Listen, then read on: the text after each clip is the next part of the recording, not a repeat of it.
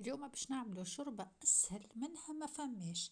شوربة تعزز مناعة الجسم، تنظم مستوى السكر في الدم، وزاد تساهم في الهضم. المكونات متاعها هي بصل،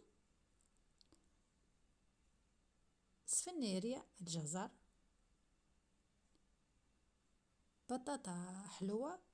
راهو تنجم تستعمل البطاطا العادية إذا ما عندكش سكر طالع برشا. والأساسي هو القرع اللي هو غني بالفيتامينات الكل. هذا كلش نضيفوله ماء سخون ونخلوه يغلي على روحه. هاك ملاحظتوا ما زدتش الزيت، لخاطر انا الزيت في اي شوربه راني نحط، خاصه شوربه نتاع خضره نحطه في الاخر.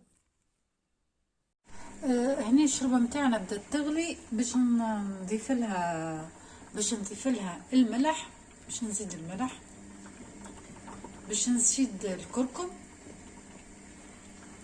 وباش نزيد تبل وكرويه. انا ما عنديش فلفل اكحل يعني، باش نحطو كلافز هكاكا باش نخليهم هكاكا، خاطر نجم بعد مو خاطر كله باش يترحى بعد ما بعد، ونزيد لهم الكلافز. انا نحب راني الكلافز. هنا باش نصب شويه زيت زيتونه ونخليه يعمل غلوه هكا ونسكر. وهذه شوربتنا حضرت بعد ما رحيتها، وان شاء الله تجربوها.